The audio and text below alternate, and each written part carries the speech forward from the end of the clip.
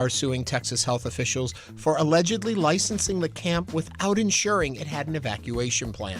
We'll discuss this lawsuit and more of today's top headlines. I'm Ernie Manouse. And I'm Frank Billingsley. We'll also talk with University of Houston Law Center's Nicholas Guggenberger, who will break down the landmark case examining whether social media companies have designed their platforms to be addictive for younger users. And I'm Celeste Díaz Schurman, plus New York Times bestselling author Meg Medina, known for writing picture books, middle grade, and young adult fiction, will tell us about her upcoming event here in Houston. And as always, we want to hear from you. So give us a call or text 713-440-8870 or email us at talk@hellohouston.org.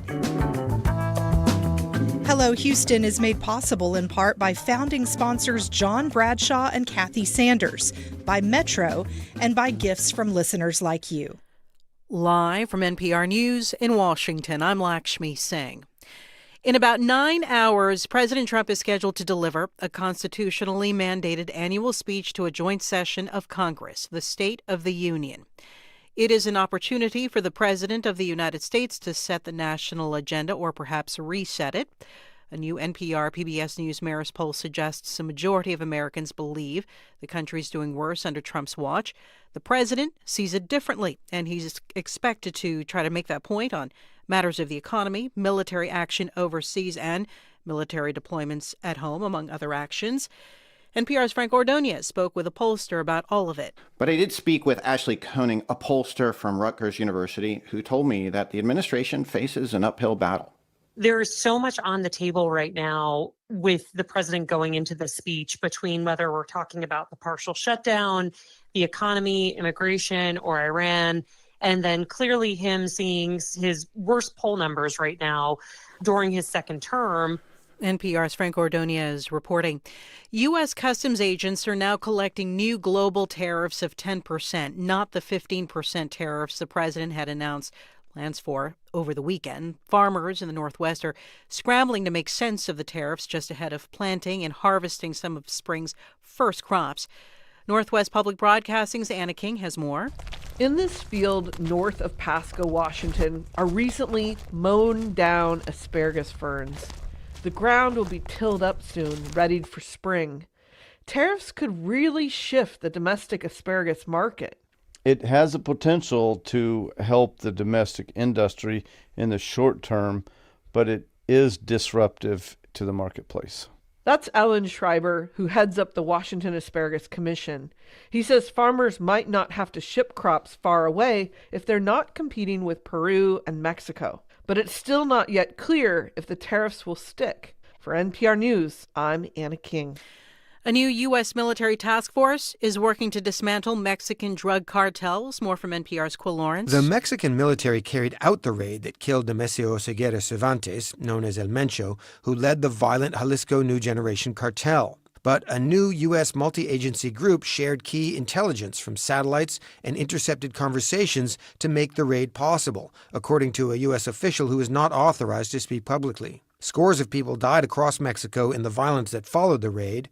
Mexican officials fear a bloody power struggle to replace El Mencho and take over lucrative networks that smuggle drugs across the U.S. border. But again, the U.S. task force is gathering intelligence and sharing it with Mexican forces as cartel operatives discuss succession.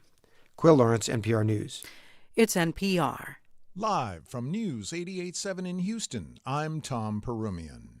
Houston police say a woman died after getting into a car crash with a potential drunk driver overnight in northwest Harris County along Beltway 8 near Clay Road. The woman had a toddler in the car at the time that toddler survived. Police say the woman was stopped at a red light, and when the light turned green, she advanced into the intersection. That's when a speeding truck came through and collided with her. She died at the scene. Authorities found the driver of the truck a little ways down on the tollway. They were arrested and taken into custody. KHOU-TV reports that police are seeking a warrant to draw the driver's blood. Crews have cleared the wreck and traffic is flowing normally. The University of Texas Medical Branch in League City is getting a $300 million expansion. It includes a new 40-bed emergency department, more than doubling the amount of beds the department has now. Wayne Keithley is the chief operating officer of UTMB Health System. There's nothing like wide open space to make people feel that you can respect their privacy and that they can be more comfortable in receiving care. So I think that that's going to be dramatic. Honestly, I do, because it's beautiful space today. It's just not big enough to accommodate the level of activity that we've seen over the past couple of years. The project is expected to be completed by 2030. In sports, the Rockets crawl into third place in the NBA as they emerge victorious 125-105 over the Utah Jazz at the Toyota Center last night. The Rockets welcoming the Sacramento Kings tomorrow night at 7 p.m. And your check of weather, it's going to be sunny and windy today with a high near 71. Tonight, mostly clear, a low around 60.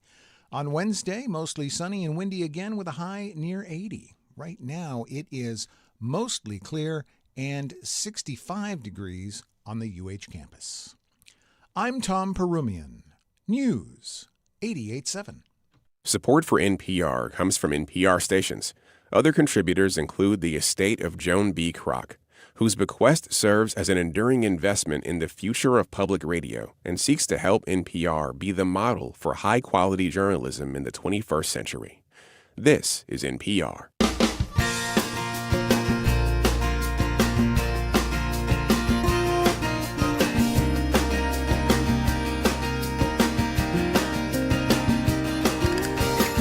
Live from the University of Houston, it's Hello Houston, an open forum on today's biggest stories affecting Houston and beyond.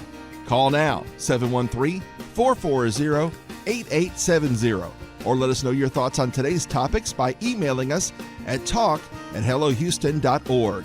Now here's your host for Hello Houston, Ernie Manouse, Celeste Díaz Schurman, and Frank Billingsley. Hello there, Houston. Hello, Houston. It's a full house today. I know, all three of them. What happened? Stars and the moon all aligned? Must have aligned. It's funny because for the longest period of time, you always got all three of us. Right. Then, life has been getting in the way lately, and I've been out, you've been out, Celeste's been out. We're all together, and it's always nicer that way. Yes. And we're with you and all of you over there on YouTube. If you are not joining our YouTubers, you're missing out on a whole second show. They have a lot going on over there, and we love reading their chats and their conversation. That's right. And today is February 24th. Wow. 2026. 2026. We're flying through this year, I feel like already. I know, already. Valentine's Day is. Valentine's Day Rodeos. passed. Rodeo's right around the corner. We're going to do 2 live shows from Rodeo, we'll 2 weeks in a row. So out there, and then Sarah Week will be here. I mean, there's a lot going on. Houston is really right now is a great time for Houston. The springtime, I think, and the weather's been great. Well, and we always used to joke about the trail riders. If the trail riders are riding, it's rainy and cold, right? But they've had amazing weather the whole way through and continue to. So what? Friday's Go Texan Day? Yeah, and they'll go How's into that Memorial. Be? They'll go into Memorial Park, presumably on Friday, and then parade and all of that. So will it be a nice day on Friday? Yeah, it's going to be great. We're good. It's going to be great. So cook-off is going to be good. Wednesday Perfect. to Saturday. Yeah. If anything we have going now, have you noticed how dry it is? I mean, yes. Have you been thirsty? Yes, and I just feel drier. Yeah, there's the humidity has been so low. Mm-hmm. It's crisp and clear outside. It's beautiful out. It's beautiful. I've been enjoying just sitting outside. Yes, and the reason is there's no moisture in the air. I mean, there is some, but there's not enough to make it hazy or dull. Mm-hmm. It's just beautiful. Yeah. But it not only makes us dry, it also dries out our forests. So there are fire dangers with windy conditions and very dry weather. Mm-hmm. So just be careful. If you do any burning, which some people have to, so if you do any burning, please be careful of that. Yeah. So temperatures right now for the next couple days? It's going to continue to warm up. Look at that shot of downtown. Oh. I know. Right now we're around 60 degrees. Yeah. And we'll get up to about 70 today, and probably 80 by Thursday. But then another dry cold front is going to come through and cool us back down, but no rain with it. When you say cool front, how cold? How cool? Back to 70 for a high. Oh, okay. That's not bad. Yeah, no. And you know what else is happening tonight? State of the Union address. The State of the Union is precarious, isn't it? It's happening tonight at 8 p.m., and you can tune in to News 88.7. We will be having live coverage. Well, Trump has already said prepare for a long speech. Oh, well, I think we're all preparing. for a long speech. Yeah, I think a long speech. I think he's probably going to be talking definitely tariffs, I would imagine. Oh, well, he's got to talk economy, but I'm sure he's going to make it sound all roses, right? Like a great economy. We're not this, we're not that. Economy, tariffs, definitely foreign policy. A friend of mine has always said, in this administration, perception is reality. So they will feed us their perception of it as reality. It'll be interesting with the Supreme Court. How I many would of the almost justices say any administration, perception is reality. When is it not? But life is perception is reality. Yeah, this you can say that about pretty much any administration, not just this one. Do you think the Supreme Court justices will all show up? I do. Because they are decorum and I think so. I think they will. Yeah. I do. I think that the way that they I agree with you. been, I don't think they want to, but I think they will. Yeah, I think they will. Which is what we call maturity. Right. We don't see a lot of that these days. Yeah, I think that they are, based on the decisions that have been coming down, are maybe thinking or I don't want to say realigning, because I don't think that they've ever been in alignment necessarily with Trump. However, I do think that they are saying, okay, we really need to be looking at this carefully. Well, they're doing that. So, yeah, if they just are taking a blindered approach so that they don't get distracted by anything political, just follow the law, follow the Constitution, and follow your common sense, and you'll probably come up with a good decision. My British computer guy says they'll show up and make him squirm a bit. That is true. But they'll all sit there very stoic, as they always do. Yeah.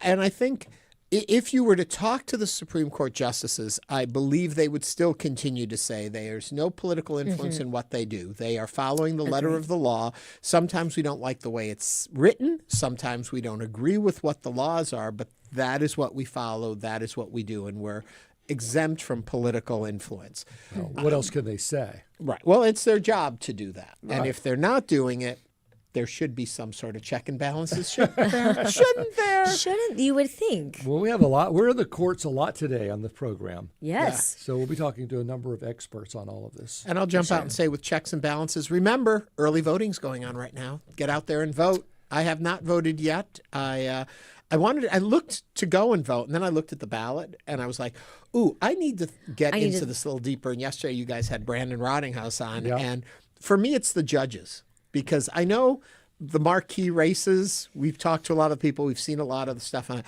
Once you get into the judges, it's hard to know who to go for. And it's very interesting, right? Because I'm finding more and more, especially as we've developed Hello Houston and just being a part of this show, oftentimes the big, I think, issue that we talked with Brandon Rottinghouse about was one of the key kind of issues bringing people out to the polls is going to be about affordability and the economy. And in 2024, it was very much immigration. And the thing is that when we look at affordability, we look at the governor, or the president, economy. But really, if you trickle it down, food affordability falls on our Texas Agriculture Commissioner. He's the one putting the policy in place. He's the one working at a state level to ensure that, our food is supply and supply chains are put in place properly. And so it's really about not just, we say vote, like everybody knows, but it's like, know who's in your district, know your candidate, and then understand the issues and the issues that candidate can affect. Because if you started going around to neighborhoods here in Houston and knocking on the doors and saying, what district are you in? Who are you represented? Who is your senator? Who is people? I think a lot of people would be like, I'm not sure. So when we say go out and vote, know when you go out to vote. Well, it's enough to get them to the polls, much less to do homework. Right. Yeah. And remember, the primaries are kind of like, and I want to make a sports analogy here, but I don't know enough about sports to do it. So Ernie. You can help me with this. This is the chance where you're building your winning team. That's what the primaries are for, picking the best candidates that for your party can deliver in the general election when it happens in November. Yeah. What am I trying to say? Make that a sports analogy. What is it like? When you're building the team, what's that period? You're recruiting called? from college. You're recruiting. It's the recruiting season. So pick the best players on your team. That's what the primary is about. Look and see who they are. So many people analyze all these athletes when they're building their fantasy leagues. Yep. Do it that way. You're building your fantasy league, accept its reality, and it's going to impact your life. Make it a game you can drink beer with. Okay, enough of me trying to make a sports analogy. As Celeste said, we got a lot coming up on today's show. We're going to be looking at a lot of stuff involving social media, both in the campaigns that are going on for state senate and also about addiction and social media. How addictive is it? That'll be coming up later in the show. Plus, best-selling author and the Rothko Chapel. But let's get on to some headlines. Texas health officials failed to follow state law when they licensed Camp Mystic without confirming it had an evacuation plan. That's according to a new federal lawsuit filed by the families of 9 children and counselors killed in the July 4th Hill Country flood. The suit alleges the camp instructed campers to stay in their cabins during floods, despite state rules requiring youth camps to have disaster evacuation plans. The families are suing 6 officials with the Department of State Health Services, including Commissioner Jennifer Shuford, seeking damages and other relief, arguing the lack of a plan created what they call an inexcusable risk to life. Now is the time to join us on Hello Houston. Is enough being done to ensure disaster preparedness at camps and other child care facilities? And what questions do you have about how youth camps are licensed and inspected right here in the state of Texas? You can join us at 713-440-8870. For me, it kind of comes down to a few different categories. Is it a lack of oversight? Was it neglect? Was it ignorance, or was it criminally poor behavior? What led them not to have this evacuation plan in place? Well, it seems the lawsuit wants to say it was deliberate, that right. They just didn't pay attention and assume that anybody with a camp on a river is going to have an evacuation plan. I mean, that is a normal common sense thought. Yeah, and the Department of State Health Services, they are responsible for licensing and inspecting specifically youth camps in Texas. I mean, there was a lapse of judgment almost at every level when we look at what happened during the July 4th floods. Certainly before and during. Before and during. Yeah, and when I say a lapse of judgment at every level, I mean, we can look almost all the way through, and it was just a drop the ball, drop the ball, drop the ball. The term perfect storm. Perfect storm. And I think that these families essentially are arguing that the health officials that approved Camp Mystic's licenses without ensuring that it actually had compliant evacuation plans. I mean, and that the inspector failed to enforce those requirements. Well, I mean, if you had a restaurant that, was licensed to be working and fine, and they were not compliant no fire exits with anything, and then a bunch of people died. I mean, to me, it's a no-brainer. But let's also look at the simplicity. What exactly would your evacuation plan be if you were a camp on a river? Get the hell away from the river. Well, I mean, it's that simple. But they were telling... maybe the state said, anybody with any sense is going to do that. But no, if you're licensing it... How is the state licensing preventing this from happening? Because you don't license the camp if they don't have written policies. What's it going to be? Correct. Well, if there's a flood, tell us and we'll get the people out of the way. There is so much water. When it hits this level, you should have your campers at this location. If you continue to see it rising, do you have this path open and that path? When do you notify buses to move them out of the region? When should all of that should be in procedure, especially when you're dealing with youth who aren't making the decisions on their own, that they need guidance. Do you find that practical? Yes, absolutely. In a situation like that. If you own a movie theater, you have an evacuation plan in place. This happened at 3 in the morning. It doesn't matter what time it happens. The evacuation plan needs to be in place. The plan should come a lot sooner than when it's happening. Right. That's what we're saying. How about the plan is don't build cabins next to the river? Okay, that can be a plan too. So that should be a state policy. Well, then. I think they've got a lot to argue about here. Yeah. And I also know lawyers that enough to know that they throw everything at everybody. They sue everybody to see who will come to the table. Yeah, and so I don't know. I'm not saying this is a legitimate lawsuit. I'm just saying I don't know how they're going to really prove a deliberate action. Right, and that's where I started with. The intent behind it is one thing. The fact that they did not have a plan in place for evacuation, knowing they were on the river, knowing they're entrusted with youth, knowing all of these things seems egregious to me. It seems egregious. I know parents who had children at the camp. I do too. First hand, told the camp, the one cabin where all the little girls, unfortunately, died, was where the camp counselors followed the rules. And the rules were you stay in your camp until you're otherwise notified.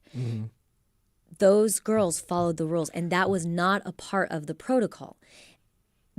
Basically, these parents, the lawsuit essentially is not just alleging that there was wrongdoing by the camp itself, but also looking to the state agency charged with the oversight. Right, There are legal duties that this agency is responsible for, ensuring that the camp is making sure that before you have a huge group of little girls dropped off on a campsite with cabins by a river, you need to make sure that these teenage girls understand, hey, if the water starts rising, you evacuate. They weren't even told that. Yeah. We have evacuation plans for this building that we're in. We have drills occasionally for it so that we know how to leave harmful situations. To think that a camp wouldn't have in place in their protocol how to do the same thing, especially what you said, building cabins along a river. We know we flood in this state. That's where the state should have come in. Right. Said, that's what that the cabin has lawsuit to is. go. We're not even going to need an evacuation plan because it's not going to be there. You're absolutely right. And there's a lot of questions about the flood zoning and where these cabins were built, knowing the families, I believe, are suing the camp for even having cabins that close to the Guadalupe River. I mean, you don't even have to take it that far to camp. You know, our community pool opens up in May, and they're already having lifeguards. They're already training the lifeguards. They're already making sure that there's going to be enough lifeguards whenever that summer group of families and kids come in. Yeah, there are legal duties, and the state absolutely should have not been licensing a camp that could not prove that they had an evacuation plan. Charlie Parker writes on YouTube, is the lawsuit really financial, or is it really about making sure that there's laws in place to protect these kids? And I think oftentimes in our society, the way you get attention is you sue and you show punishment, you know? And if it costs money, it brings attention to the fact there should have been an evacuation plan in place. Cosme on YouTube says these camps should be held to a higher standard of care. Of course, I'm sure, I mean, there's fire. Not even a higher standard. I'm going to go in at the bare minimum and say there should be a standard of care, period. Yeah, get out of the way. know? It's like a fire evacuation. They probably had a plan if a cabin caught on fire, what to do. Well, do we know that they did? I don't know. They might have, if there's a shooter on the camp, in the camp area, what do we do? Yeah. If there's a flood, what do we do? You know, all of these contingencies for emergency have to be thought through. And even though... And the state licenses you because you have done the proper thing. But to Celeste's point, they had a plan, and they followed the plan, and unfortunately that led to their death. So they had the wrong plan, clearly. Now, could the state have there come was a along lot and of said you need a confusion. better plan? I don't know. Well, I'll tell you this much. As a parent, if I went and sat down at this camp before sending my child there and said, I need to see your flood plan and I need to see your evacuation plan, I would look at something and they could literally give me something that they just wrote really quickly. And I would be like, oh, okay, here it is. There's a plan. There's a plan. Right. The state has experts that know what actually is required. Understand, okay, if we get a meteorologist who's saying this, we have this many hours, really understand the experts and the logistics from a sophisticated standpoint. That is where they failed parents. Because like I said, I could ask and they could give me a piece of paper that they drew up themselves and I would be like, oh, okay, well, thank you. Thank you so much for showing me that. I would even go so far as to say, you would assume an organization like that would have this kind of plan. Of course. For a parent to say, excuse me, if we should flood, what is your plan for? I would assume if it's a place that takes in children and monitors their behavior, and they stay overnight, it's not even a day center, where daycares, as one of our YouTubers points out, or YouTubers says, that it's Charlie Parker again, camps should be equal to daycares. Daycares are inspected all the time. You would assume they would have this plan whenever you entrust individuals from your family and and then there are going to be plans for flooding. But what is your plan when the Guadalupe rises 30 feet in 30 minutes? Who has that plan? No, but if your camp is along water and there's flooding, Neighborhoods know what to do. You can't build in the floodplain. Right. That's the Yeah, first I got thing. that. I got that. But if you're going to, I just think it's inexcusable. That's where the state should never have let them. Right. And Should have that's said, what the "No, you're lawsuit not is. They're gonna build suing there." the state. So why? So the question is, why did the state do that? Getting awfully heated in here. Why did the state do that? Ray Arnold says, I think this should lead to better disaster evacuation training for Absolutely. camp counselors, leadership across the state. And Sean Radigan, the camp got approval to build closer to the river, then didn't get around to making an evacuation plan. And I guarantee you, if before this event happened, if a parent had said, I'd like to see your evacuation plans, camps would have been probably like, okay, yeah. That parent. Yeah, there's always that parent. Right. There's always that person. I guarantee you now, they're going to be like, and part of our signing of the agreement is here's officially our evacuation plan. Yeah. And I would say I'd like a copy to take home to my house as well. Well, the lawyers are going to follow, or they're going to follow the money, and that's probably not going to be the camp itself. Would be, and I don't know what insurance policy they had.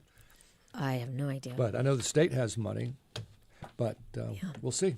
Coming up on Hello Houston, we'll talk with Nicholas Guggenberger, the assistant professor of law at the University of Houston Law Center, about the social media addiction case going on now. This is News 88.7. Stay with us.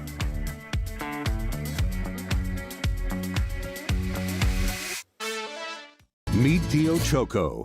We just took his keys for the day and gave him a Ride Metro fare card. This is his story. Visit ridemetro.org/Choco to find out where is Choco. That brings you the news and information you rely on. It only takes a few minutes to make a big difference. Join as a new member today at houstonpublicmedia.org/donate or call 888-909-0887. Houston Matters highlights the people, places, issues, and ideas that define Greater Houston, and we do it live on the air weekday mornings at 9 on News 88.7. But we know you're not always available then to listen, so subscribe to our podcast wherever you get yours, or find each day's program to stream online at your leisure at houstonpublicmedia.org. And reach out with questions or comments anytime. Email us at talk@houstonmatters.org. I'm Jeremy Hobson. Next time on The Middle, with rising prices and high mortgage rates, owning a home is a fading part of the American dream for many. I'm 30 years old. I have a full-time job with the federal government, and I cannot afford my mortgage. Owning a home is an absolute struggle, and I will not lie, I regret doing it. So how is the housing market affecting you? That's next time on The Middle.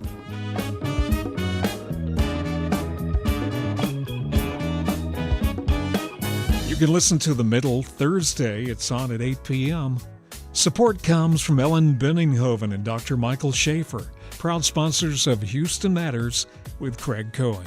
Tune in Monday through Friday at 9 on News 88.7. Support for Houston Public Media comes from Metro, introducing the Ride Metro Fare Card. The Ride Metro Fare system replaces the Metro Q Fare Card for bus and rail fares. Details at ridemetro.org/fare system. And now back to Hello Houston. To comment on any of today's topics, call 713-440-8870 or email us at talk@hellohouston.org. Now back to Ernie Manouse, Celeste Díaz Schurman, and Frank Billingsley. A major trial is underway in California examining whether social media companies designed their platforms in ways that harmed young users. The case centers on allegations that features meant to increase engagement may have contributed to a serious mental health problem for teens and young children. That's what the claims, by the way, are being denied by social media companies. Meta CEO Mark Zuckerberg testified in the case last week. He defended the company's practices. The outcome of the case could have significant implications for ongoing lawsuits, and companies could be liable for billions in damages. So joining us to help unpack the case is Nicholas Guggenberger, assistant professor of law here at the University of Houston Law Center. Nicholas, welcome back to Hello Houston. Well, thanks so much for having me. Well, we're glad you're here. All right, what's this case about? Well, this case is about a young woman who alleges that she has been addicted by these social media platforms, and she specifically makes that case about Instagram. And the case that she makes is, dear Instagram, you have designed that product in a way that is defective, fundamentally defective in a way that it mentally harms me, that it addicts me to continuing to use that platform. Really? Okay. But now take a step back. Isn't the goal of all companies, of all businesses, to engage the user? Even stores are set up in a way to pull you in and keep you longer, to shop, to be engaged on social media. Come to our platform, stay, get engaged. Isn't that the point of all of this? And if so, how important is intent in this argument? Absolutely. And I mean, that's what we're in the business of doing right now, right? Right. So here may be some lines that you might want to draw. One line that you might want to draw, you might want to distinguish between adults and children. Mm-hmm. So she's making the claim that she has been lured in, addicted to that product when she was in her early teens. That's the first thing, the first line that you might want to draw. The second line that you might want to draw is between different types of luring in. So like, I don't know, you write a great newspaper. Why do you do that? Well, to get people to read it. You have a great radio show. You guys do. So you do that because you want people to be engaged, to listen.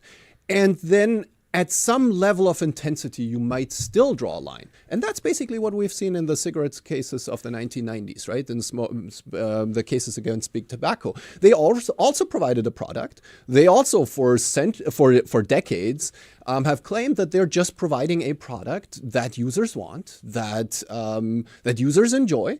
But at the same time, at some stage, society, courts, but also then Congress has said in these famous hearings, we don't want the product to be too addictive. We don't want you to be going out there and advertising that product specifically to children. We might want to limit the nicotine that you put in there.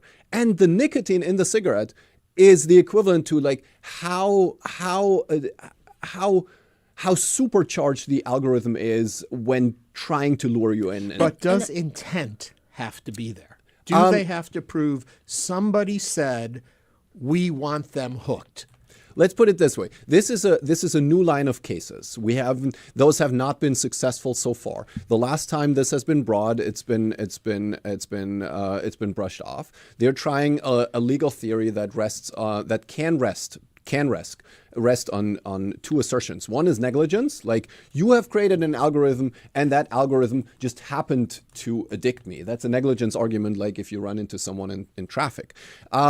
And of course, on top of that, they're also making the argument that you, Facebook, Meta, you actually knew about that. And they presented some evidence. They have an email from Nick Clegg, for example. That's the former British politician turned Meta lobbyist who says, hey, dear Mark Zuckerberg, and I'm paraphrasing, this is not verbatim, I'm paraphrasing, we could actually do more about this issue. And we don't. Mark Zuckerberg responds to that. You're actually missing that this might be harder than it seems.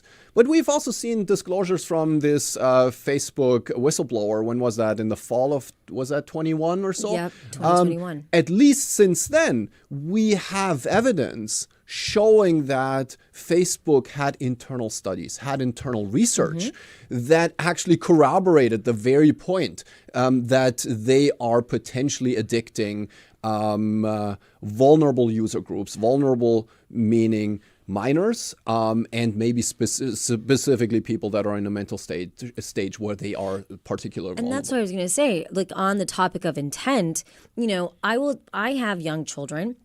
And they can walk away from watching PBS Kids. And this is not a plug. This is a real experience that I've had where I can have PBS Kids. And the way the shows are written, it is very almost academic and they're much slower paced. The music is much different versus if they go to YouTube and they get on YouTube and Cocomelon, I mean, it's every few seconds there is something flashing in their face. And we see over and over and over that Facebook, Mark Zuckerberg, knew exactly that there was a very much intent to grab and take somebody's, attention continuously to be on social media. Well, you're a runner, and that dopamine can be very addictive. 1,000%. A lot of people say, like pickleball, it gets addictive for people. But it's an addiction you can break in about a day. And you have to, and the difference is for pickleball, for an addiction that's a hobby, you go to it. There's layers to it. Right. Now, with social media, and what this woman essentially is saying is it's right here, and they knew what they were doing, and they kept, the algorithm was making me essentially stay on it. So legally, following everything that was just presented, I feel like we're in a court of law now. We just got witness testimony. When does it cross the line to engaging active users to crossing a line into fueling addiction? And how do we make that decision legally? So one, we don't make this decision. So this is being presented to an actual jury, and the actual jury will ultimately make that decision. That's the legal process. But when do we want to draw that line, sort of as a legal standard? We could say, well, at some point we need to distinguish a product that works well, that is maybe even optimized for attention and engagement, from a product that is inherently defective. Why is it inherently defective? Because it tends to harm its users rather than to further their flourishing. Is this any more addictive than a video game? I mean, kids love Xboxes and all that. Are you asking me to quantify? I can't. Well, it seems to me that you could get addicted to anything out there, especially when you're young. Absolutely. And the cigarette case, I think, falls flat. Cigarettes had warnings from the 60s, and there were thousands, if not millions of people addicted to cigarettes. So the proof was right there in front of us. How many people are really claiming to be addicted to social media to the point of depression and anxiety, and they can't function now as an adult because of what you gave them when they were 13? It's absolutely. This is one of the breaking points of the case. Is can you sufficiently prove? Can this plaintiff? And this is not like, we don't need to establish whether millions of people got addicted. This plaintiff is making the argument that she got addicted. So she needs to make the argument that she has what clinically counts as an addiction. If she can establish that, sure, then that is that. Plus, on top, she would have to prove causation. Well, if one person wins this case, then I guarantee you a million people are suddenly going to claim addiction. Okay, but if we're looking specifically at this case, then what does this woman need to, what kind of evidence does she need to bring to the court to prove that will carry the most weight in this case, that her addiction was caused by social media? So generally speaking, you can bring any corroborating evidence to court and say, this supports my case. What she will certainly bring is like medical testimony from experts that say, we have examined the plaintiff here, and we can attest to the fact that she has suffered mental harm. This is one way. She can elaborate on her patterns. Probably her phone, just like our phone, records her usage. Maybe that was excessive. So that's, again, is that proof in and of itself of addiction? Certainly not. But is it maybe one tiny piece in the bigger puzzle of her showing that she was actually addicted to it?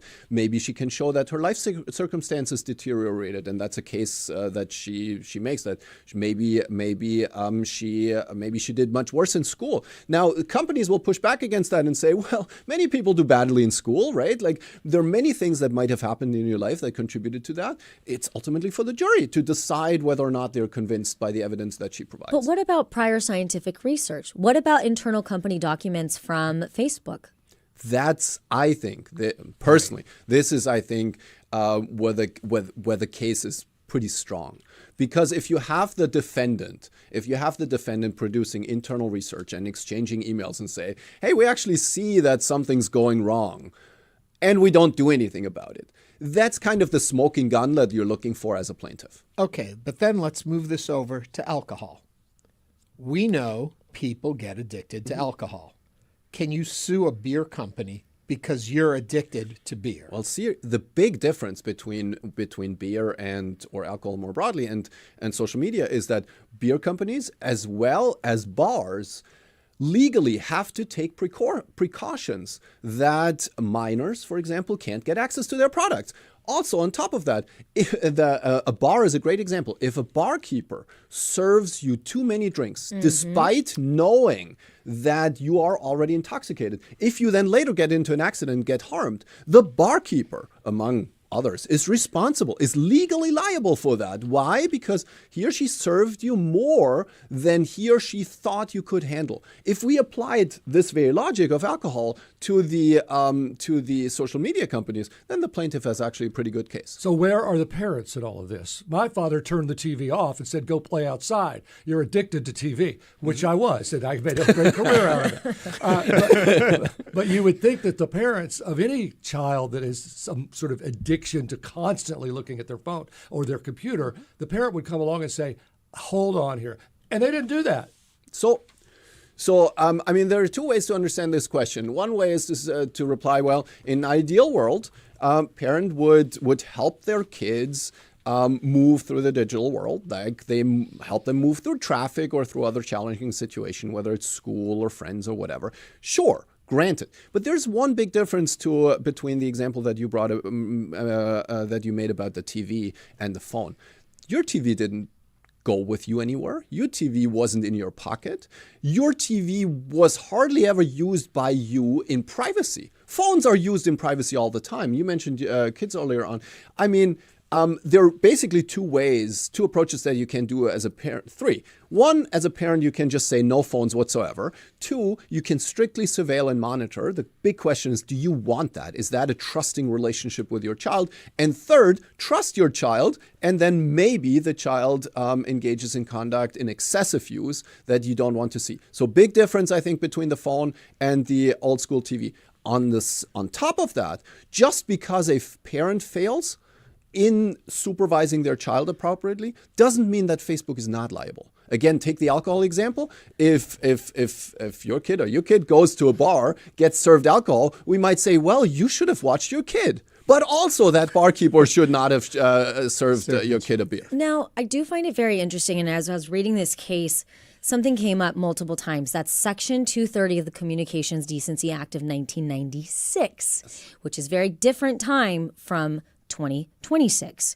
And that's a U.S. law protecting online platforms like websites, social media, and ISPs from liability for content posted by third-party users. Can Mark Zuckerberg use that? That's one of the strategies that they're using to defend themselves. Just for everybody to be clear, Section 230 basically says you're not liable for user-generated content, you being Meta. Meta is not liable for what other people post on Meta. Now, the claim that the plaintiffs are trying to make is to say that Section 230 does not apply here. Why does it not apply? In their logic, they say because this is not about the content that anybody else posted on Meta. It is about how Meta designed its platform. Mm-hmm. So the allegation is different. The allegation is not, there's harmful speech on there, harassment, defamation, revenge porn, whatever you might be thinking of. It is that you designed an application that harms me. That's the allegation. Now, whether or not they get through with that, open question, we'll see. And a similar controversy will play out with another defense that the companies are trying is to invoke the First Amendment. It's interesting because they may have actively said, let's design this product to become addictive. Mm-hmm. And then they say, oh my God, it worked for 3 people, but for the 40 million that have it, that didn't work. You know, I mean, it's been successful, I guess, if they were trying to do this, but it's been successful for this one person. Your kids aren't addicted. My kid's not addicted. I'm not addicted. So where does that argument fall? Well, so I think one has to distinguish between identifying this as a social problem for regulation and deciding in a court case. In a court case, it's always only about whether or not you, the plaintiff, can prove that you were harmed, just like in an accident, right? Mm-hmm. And so what the court decides in this very specific case is was this plaintiff harmed? Now, as a broader question, meaning can we extrapolate from this case? Can we assume that legislatures will pick up this and will pass laws that protect children more effectively? Or can we see courts just broadly applying this standard to anybody who claims to be harmed? That's where I think your argument squarely fits in. And I think the true number of people that are likely harmed by app-related addiction-like symptoms is much larger than 3. So there are a couple things I think that are worth mentioning in this context. One is like the harm that children are experiencing from several of those apps, and then for adults, it's the phone-based online gambling that falls into that category. I'm surprised Zuckerberg didn't just settle it out of court. NDA, let's not talk about it. Very good point. So the some other apps did exactly this in this very instance. Now the question is, even if the settlement terms themselves are secret, that you settled is not a secret. Mm-hmm. And so once you settle, what you basically do, you invite other people to want to settle with you. Now they might not know the exact sum, but they're pretty sure that it's more than 0, and therefore it's probably worth it. Yeah. Right. Nicholas Guggenberger is an assistant professor of law at the University of Houston Law Center. Nicholas, thank you so much for joining us today on Hello Houston. Well, thank you for having me. I appreciate it. Good to see you. Good to see Coming you. up, we're going to talk to author Meg Medina. Stay with us as Hello Houston continues. So who do you think's the...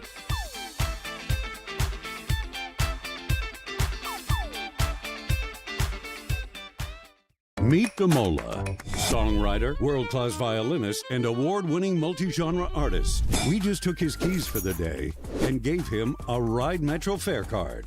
Visit ridemetro.org/Damola to learn more about his ride.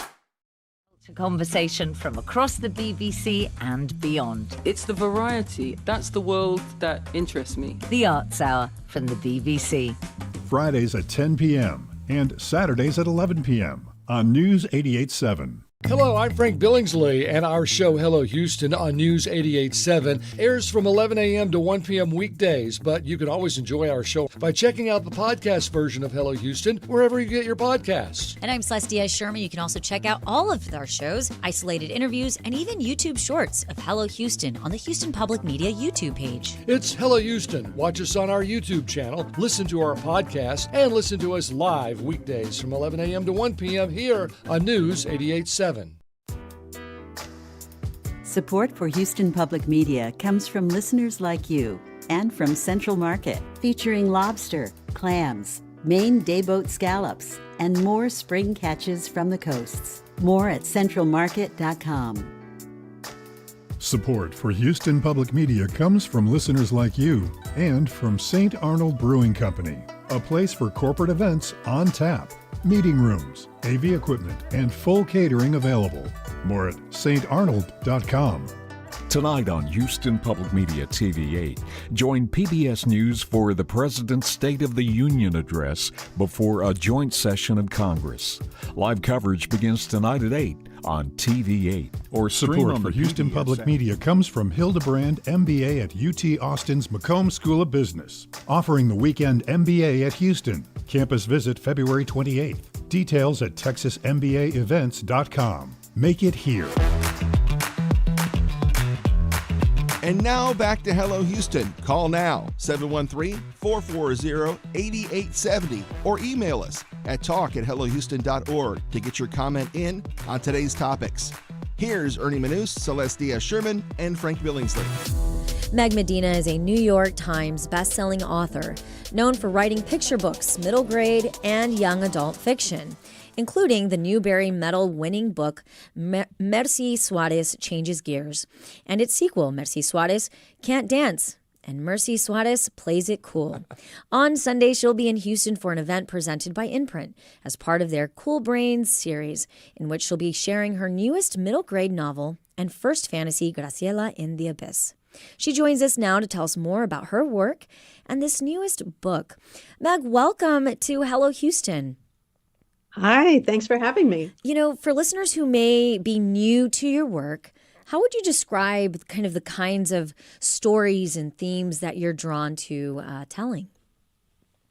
Well, I write for kids really of all ages. I write everything from picture book all the way to young adult.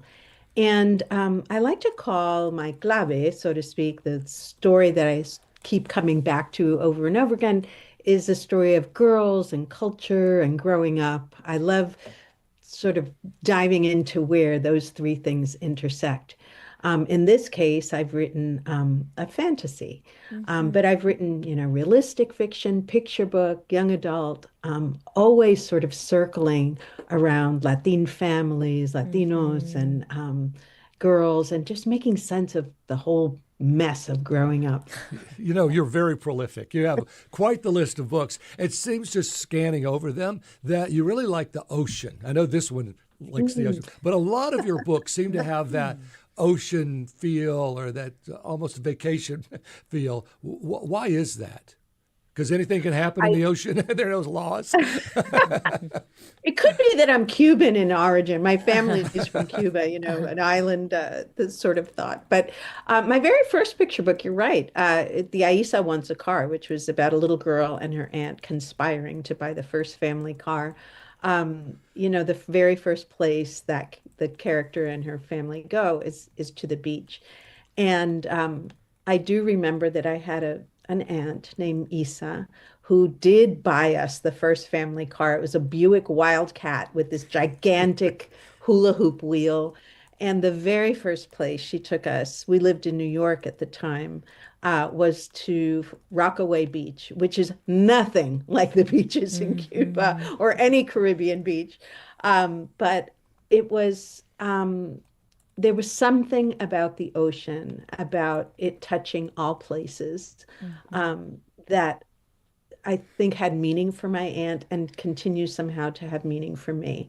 And with the ocean, I have to say, I am both really attracted to the ocean and really terrified of the ocean at the same time. I don't know if you have that feeling. Yeah, well said. The same place is scary at night, for example. The ocean feels very, very threatening to me. I don't like when I can't see my feet. Well, right. What's lurking in there with you? That's always the question. And those cold spots and all the ways that the sea can go from beautiful and calming to really dangerous and threatening. That ended up being like a real pull for me to write this current novel. Meg, you mentioned writing for all ages, and I have a 10-year-old daughter, and we're in this space between not being a baby and we're not quite a teenager. How do you shift essentially creatively to write for different age groups and that kind of hard, there are some age groups that are in that tough spot? Yeah, for sure. That's a great question. So it comes down to voice and really being able to access who you were at different ages. And the same, for example, the same event is experienced completely differently depending on your age, right? So imagine like an emergency room visit when you're 6 versus when you're 12 versus when you're 17 and maybe when you're 55 or 75. All of the same thing going into the emergency room, but someone who's 5 is seeing one thing. Someone who's 17 is maybe thinking, oh, that nurse is very good looking. Maybe someone who is 75 is thinking, this might be the end. Right. So I think when you're writing for kids, it's really important to remember and get exactly right who you are at different ages and the concerns of that age. Yeah. And that is such a hard thing to teach. When I work with writers, teaching them writing, that becomes something that you really have to teach them. And it shapes how long the sentences are. It changes the way the problem is cast and like all of the how fully you shade that problem. Because obviously someone who's 6 is reading very differently than someone who's 17. So you have to be sensitive to that, I think, when you're writing for young people, which is very different from when you're writing for adults. When you're writing for adults, you really don't care, right? You're writing what's in your heart. It's out there. They come to the page and you expect them to show up ready. Well, when you're writing for children, it's important to write with enormous honesty and respect for them, and also keeping in mind where they are developmentally at different places. And I guess that falls into my question too, staying in this arena. I'm fascinated by the fact when you write a picture book, how limited you are on what you can say in crafting the story. To when you write a novel, even for young adult, you have more space to grow it. For you as an author, what's harder to craft? Oh, I would say picture book by far. Interestingly, it's a faster process usually, but here's the thing. It's like writing a poem because you have to create something that is really expansive, right? With very few words. The words have to be really evocative. They have to pull at the senses. And you're writing for two audiences at the same time. You're writing for the child who's listening to the story. You are also writing for the adult who's probably going to have to read that story 50, 60 times. Anybody who has a kid will tell you that, Amen right? to that, So Meg. you have to have sympathy for them. Yep. One fish, two fish, red fish, blue fish. So Meg Medina is a best-selling author from the New York Times. If you'd like to join the conversation, 713-440-8870. Meg, we have a call from Anna from Northwest Houston. I think she's asking for some advice. Anna, are you there? Oh, yes, I am. What's your question? Well, actually, it's kind of two parts. I grew up in Austin. I moved to Texas from the East when I was in first grade, so I'm not native, but we moved to Austin first, and there was a wonderful children's bookstore called Toad Hall, and I did so many, they had creative writing, they had a lot of the authors in there, and I was wondering, since earlier you were talking about, the screen effect and all of that sort of thing, if there was something with someone who's an author, and I know when you have, a book with few words, each word is so much more important. If there was any programs like that, because that's actually something I used to volunteer and do in parts of and parts of, at the time we're not. Anna, let me just see if I have this straight. So you're looking for where is there advice and programs maybe that can help you write for a picture book style, correct? Participating in if that was something that goes on nowadays, because it's just I'm almost 50, so Well, let's find out, Meg. So the question is how places where you would go to sort of learn this craft of writing? Yeah. Okay, so there are lots of places, but I think the main one would be Society of Children's Book Writers and Illustrators. It goes by SCBWI. It's a national organization, but every state and region has its own chapter.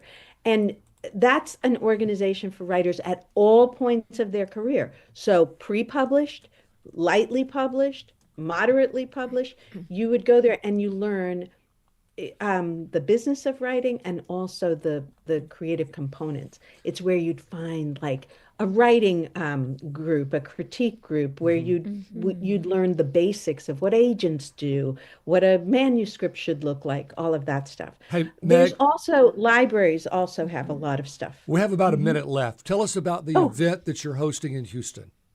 Oh, yes. I'm so excited to be coming for InPrint. So I will be part of the Cool Brains event. The first 100 families, is my understanding, will get a free copy of Graciela in the Abyss, which is a novel spooky set in the abyss, the deepest part of the ocean where there's no light whatsoever. And it's a ghost story. So I started writing this book in 2010. And my talk will be about why it took me all those years to write this book. And hopefully why I think it's a book that makes sense for right now. When's the date and time of this event? It is this Sunday afternoon.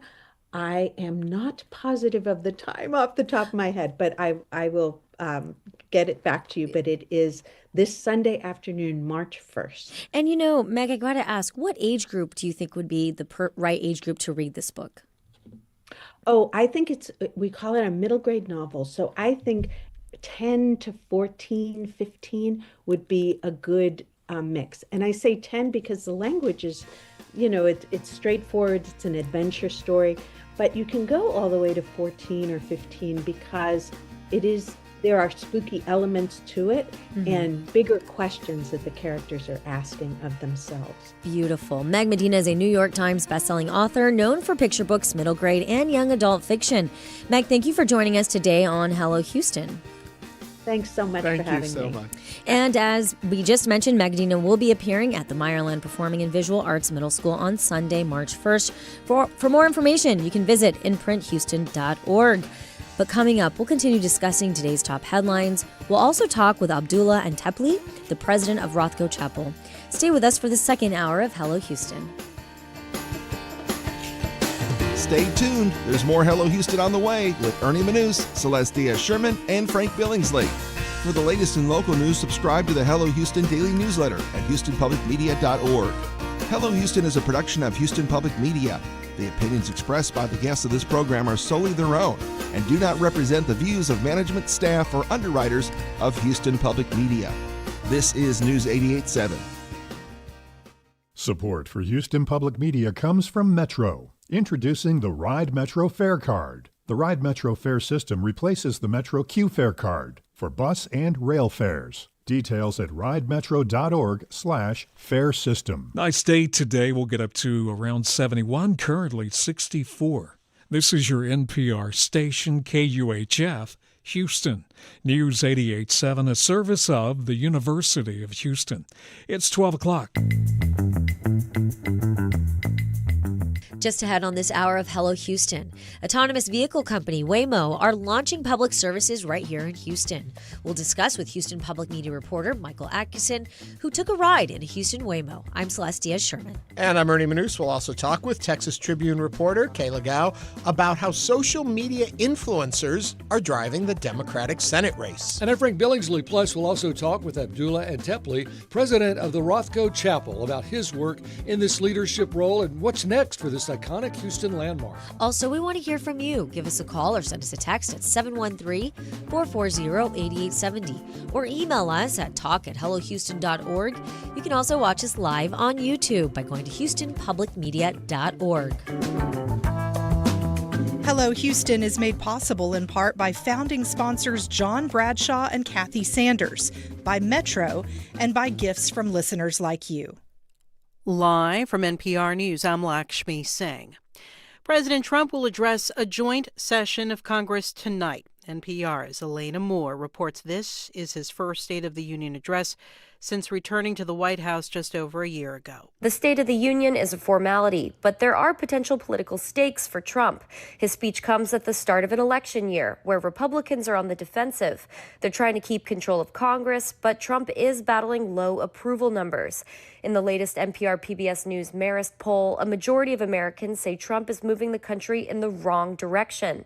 Low poll numbers are often a warning sign. Since World War II, the party controlling the White House historically loses an average of 27 seats in the House and 4 in the Senate in midterm elections. Elena Moore, NPR News. Today is the 4th anniversary of Russia's full-scale invasion of Ukraine. Ukrainian President Volodymyr Zelensky tells CNN that he wants to hear Trump say in his State of the Union address that he is on Ukraine's side and he wants specific security guarantees from allies post-war. We have good things in these guarantees. It's true between us. It's true. But I want very specific answer what partners will be ready to do if Putin will come again. For now, the Russia-Ukraine war drags on into a 5th year. An NPR investigation finds dozens of pages of documents that mention President Trump are missing from the Epstein Files database. NPR's Stephen Fowler reports those pages relate to accusations Trump sexually abused a minor more than 4 decades ago. Internal documents from the FBI and Justice Department released in the files show investigators spoke to a woman 4 times who said she was abused by Trump in the mid-'80s when she was 13. But only her first interview is in the files with no mention of Trump. The Justice Department declined to answer NPR's questions on the record about these specific files, what's in them, and why they're not published. A White House spokeswoman said Trump has been, quote, totally exonerated, and he, quote, has done more for Epstein's victims than anyone before him. Stephen Fowler, NPR News, Atlanta.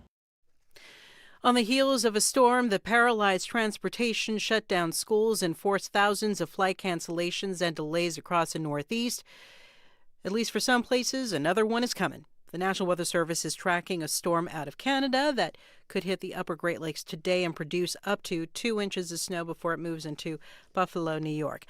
As for the latest accumulations, the National Oceanic and Atmospheric Administration tallied the snowfall, and Rhode Island gets top mention at the airport in Providence, 37.9 inches, a preliminary state record.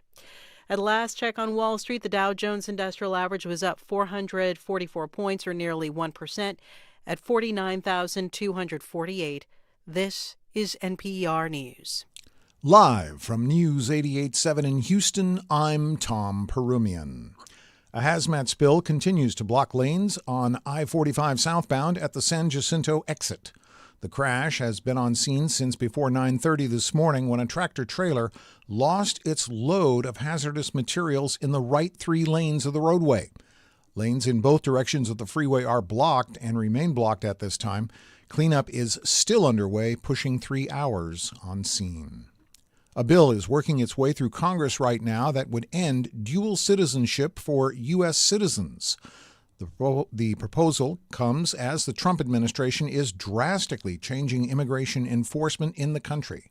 John Neckman is an immigration attorney and is pursuing dual citizenship.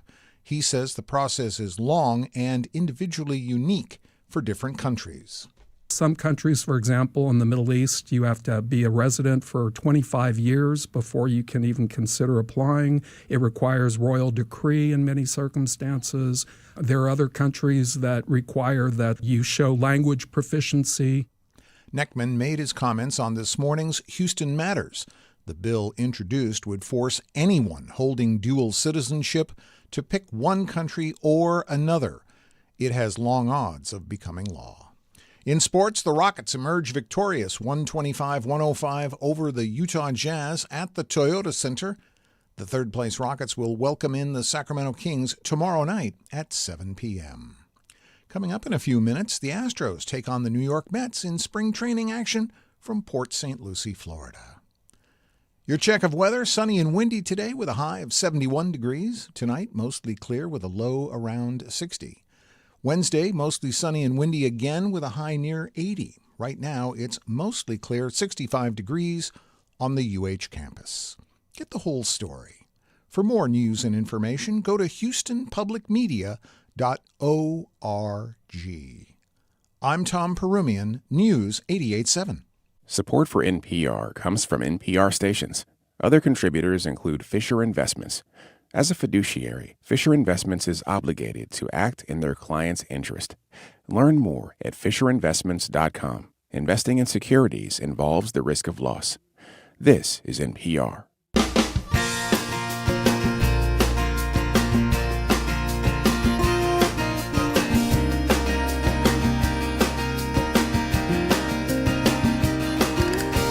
Live from Houston Public Media and News 88.7, it's Hello Houston, an open forum on today's biggest stories affecting Houston and beyond.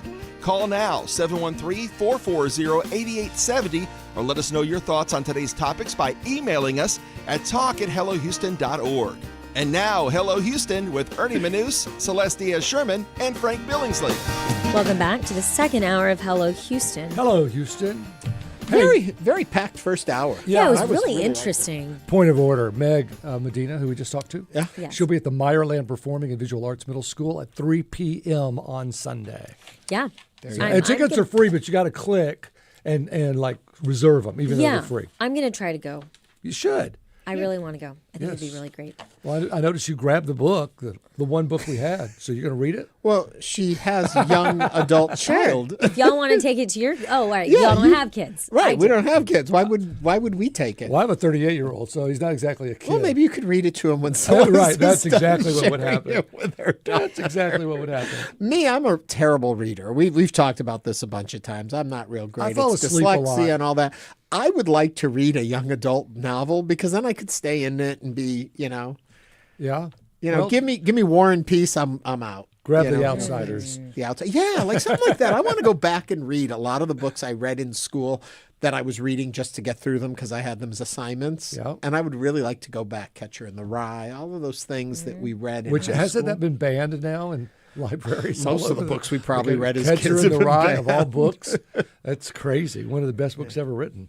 There you go. There you go. There's our opinion on that. Well, weather's out there, by the way, and there are high fire dangers today because the humidity is so low. So please, no burning. And don't throw that cigarette out of the window. Does anybody smoke anymore? I guess some people do. It's a resurgence. It's getting big again, and younger folks, they're smoking more than Tobacco. I know a lot of them vape.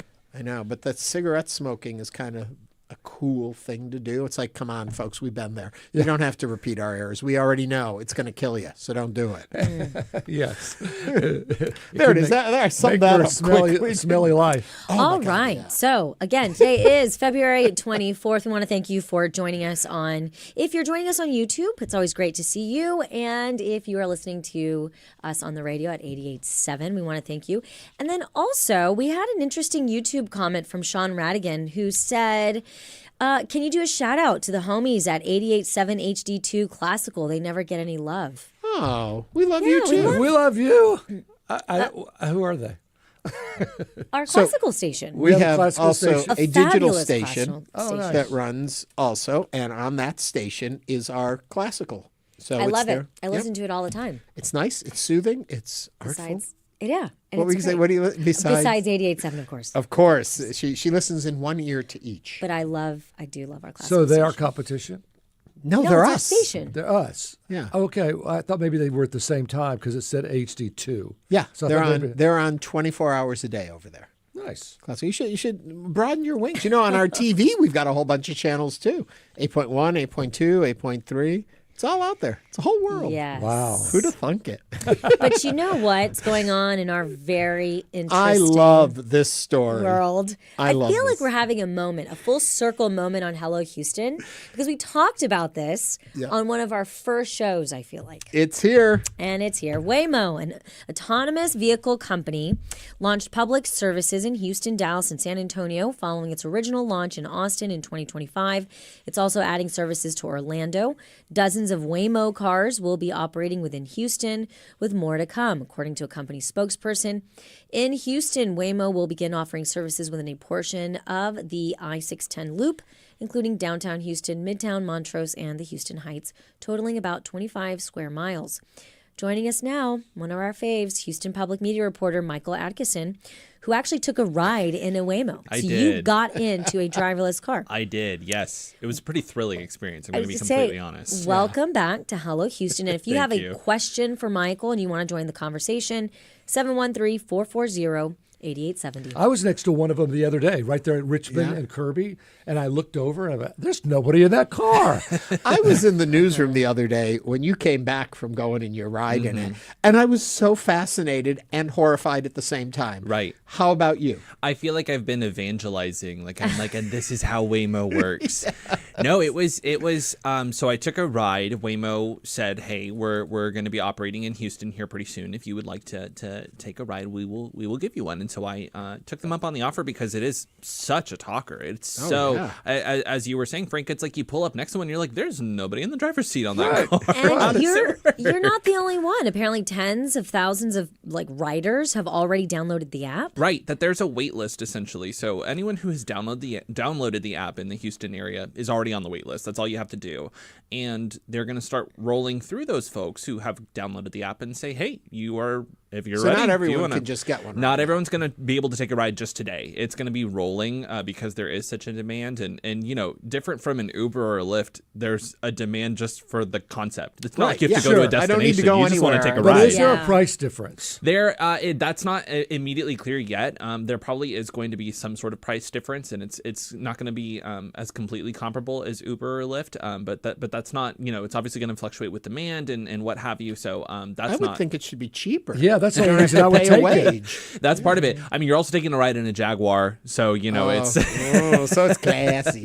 So what? Okay, tell us the experience. Right, the experience. So I took a ride with a Waymo spokesperson who was also in the car with me. We were both sitting in the back seat, and there was nobody in the front seat.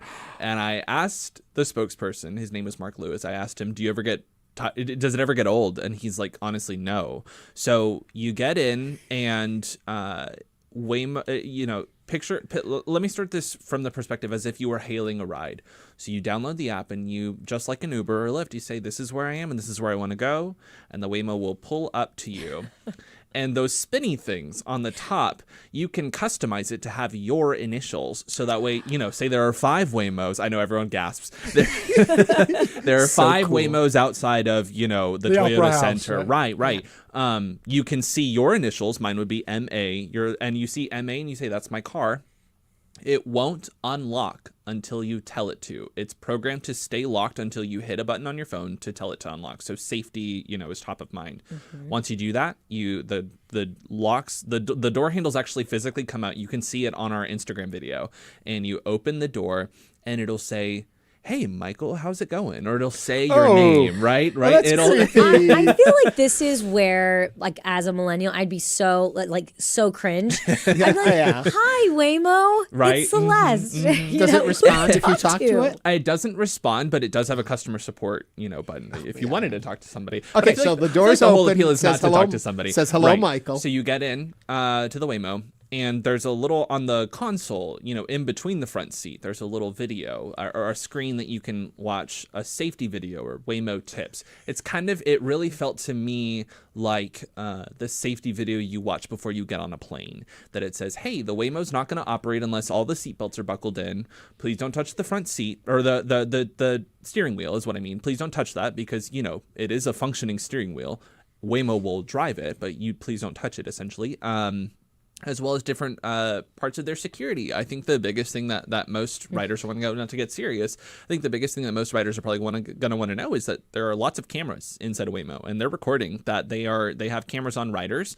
Waymo says they are not recording sound until you hit the customer support button, but they are videoing, but that they stress that they will not share that video unless they're legally required to, if it gets subpoenaed or if it's a law enforcement investigation. But the security cameras are part of the ride, and that's something that Waymo says you can access the camera policy while you're driving or while you're in the car, that it's on that same little center console, and it tells you what their policy is, what's being recorded, what's not being recorded, things like that. So be careful if you're frisky on a Saturday night getting in the backseat of a Waymo. Is being recorded. Can you get in with your cup of coffee, also known as Sauvignon Blanc? That's. I'm sure the drinking thing would probably be a little bit of a. It's one of those legal gray areas, of you're not driving, but it is an open container. But they do say that food and drink is allowed, but you treat it with respect, that you wouldn't want to trash the Waymo, because Waymo, that's where the cameras actually come in, because I asked that question, what if somebody trashes the car and it pulls up to you or throws up and it pulls up to you and it's just disgusting in there. Waymo's cameras will see there's something in this car that's not supposed to be here, whether it's you left your phone behind or whether it's you've left trash in there. Waymo will see that, and it will program to go back to its central hub where all the Waymos charge and go when they're not in operation or need some fixing up basically. And the other factor is that exactly, and if Waymo pulls up to you and you open the door and it's a mess in there, you can say, hey, I'm not getting in this car. Send me a new Waymo, and they will send you I love this comment we got from YouTube. I'm going to give you credit to who said it, because I think it's brilliant. My British computer guy. Waymo, more like, hey, no, I'll pass maybe 10 years from now when the infrastructure catches up with the technology. And we also got another comment from... I had it up. Cindy Bowling. My son lives in Phoenix. He loves Waymo. No talking and no tipping.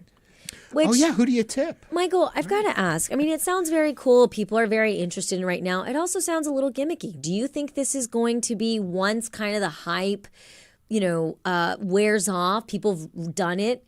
Is it going to be something sustainable? And do you think you could actually be competitive against Uber and Lyft? That's a good question. And I mean, so much of this, Celeste, is PR, I would say, that Waymo really touts itself as the primary goal behind Waymo is not for, the appeal, not for the pizzazz of a self-driving car. It's for the safety, that Waymos are programmed to follow the law. That it can't speed, for example. It's not programmed to speed when it knows there's not a cop in the area or what have you. Right. And so their stats that they've cited are that there's a 10% reduction in serious injury accidents with Waymos as opposed to the national average of just any millennial driver, because a Waymo doesn't get tired. It doesn't, drink while driving. It doesn't do those sorts of things. So a lot of this, to your point, is PR. And so the question is, how long will that last, and will it wear off? I do think that, it really was quite the rush, but I think that is, one of the questions is what's the longevity of this, and will people be using self-driving cars, 20, 30 years from now? But, it is kind of like the future. You think of the Jetsons and that sort of thing. I do think of the Jetsons. Well, quick question. So does it stop and count like 2 Mississippi at the stop sign before it goes? Does it follow? That's a good question. I did notice it. So I was actually quite mesmerized by how well it followed the law and how much it acted like a regular driver. So what I will say is, not for nothing, we were driving in Montrose, construction everywhere, people everywhere, cars everywhere, parked on the streets. And we even drove on Westheimer for a little bit. And it was actually it was fascinating to watch the car go in around parked cars and know how to navigate the system and when to make a left turn on Westheimer, which is pretty difficult for a driver. Yeah. So if there were an accident, someone hit you, not that the car hit something, but somebody hit you, what's the process for getting 911 going and getting someone to you as quickly as possible? You're saying if you're in the Waymo, if you're in the Waymo and Ernie hits you on the way to to the clubs or whatever. So what's the process? So Waymo, again, the cameras and the sensors in the car, privacy concerns is one thing, but one of the reasons why they have those is to sense something has gone wrong in the Waymo. And so customer support can, pretty immediately call Waymo and say, hey, we saw something happen. Are the riders okay? Are the people inside the car okay? And they will get in contact with you pretty quickly within the Waymo. And so, then it goes from there. I will also add that Waymo has said that in every city that they go in, including Houston, that they have had several conversations with law enforcement about, what safety looks like, what traffic violations look like or don't look like with a Waymo. And so they have been in contact with first responders. Speaking of calling, we have a call at 713-440-8870. It's Derek from Montrose. Derek, what's on your mind?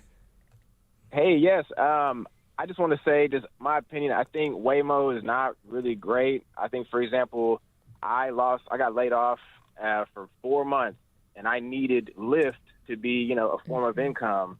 And then number two, as we look at Waymo, we're looking at literally corporate America doing what it does, gives 20 people the money for millions and thousands of other people that need this income. So also, too, last thing, I think we're losing the warm connection that we have with people. I think just those simple connections, even if that Lyft driver's not talking, just somebody being there. And I just that's my opinion. Derek, good points. Thank you for that. Yeah. How will this impact ride shares that have drivers? That's a big part of the economy, that gig economy that grew up, especially during the pandemic. Right. And I think that one really important note that I'll make is Waymo is only driving Waymo cars. I think much of the appeal, and this is just me speaking here, I think much of the appeal for an Uber or a Lyft from the driver perspective is I could do it. I could just go get my car and I could be an Uber driver.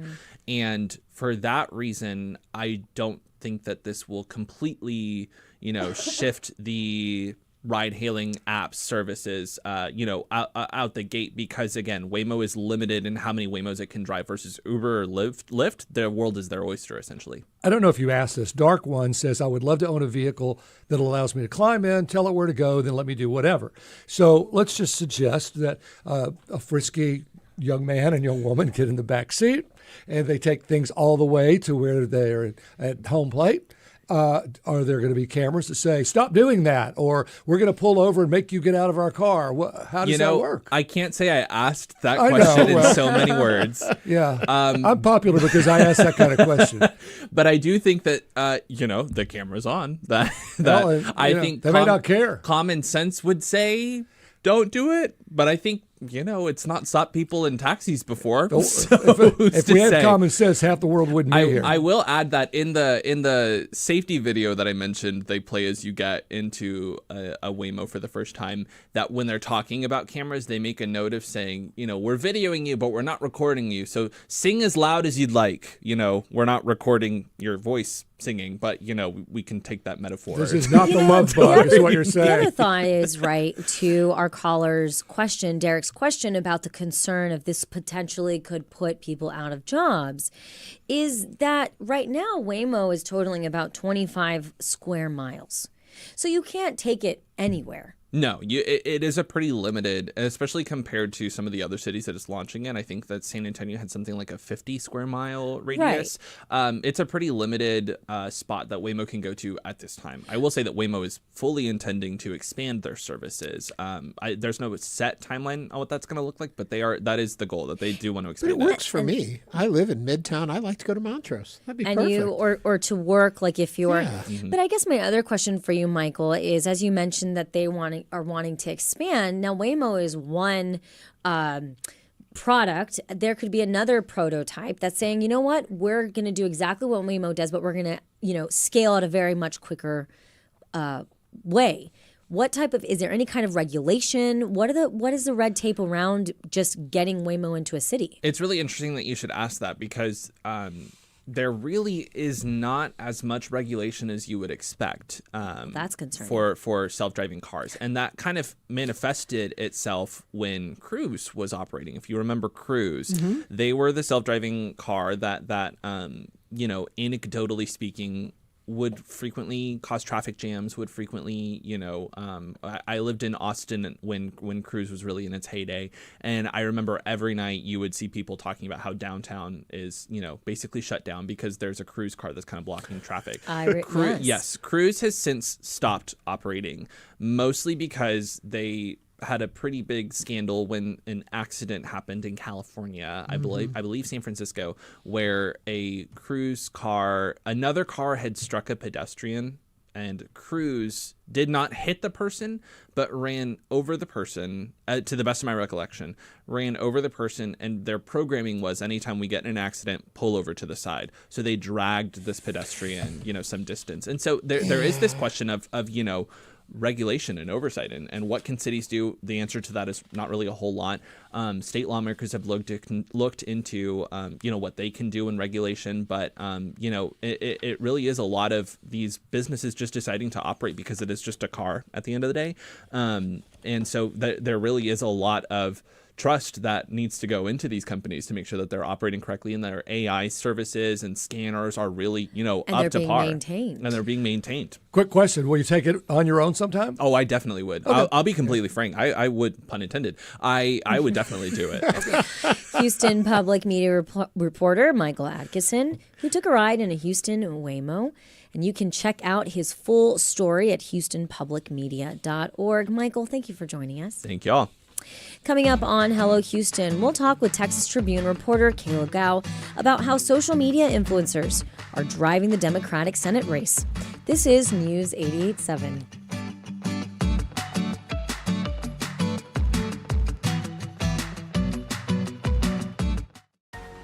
We know you value Houston Public Media. That's why you're watching right now. So take the next step and become a new member of the station you rely on. Every gift makes a difference. And what matters most right now is supporting the station that brings you the news and information you rely on. It only takes a minute to make a big difference. So join as a new member today at houstonpublicmedia.org/donate or call 800-364-8300. 88.7.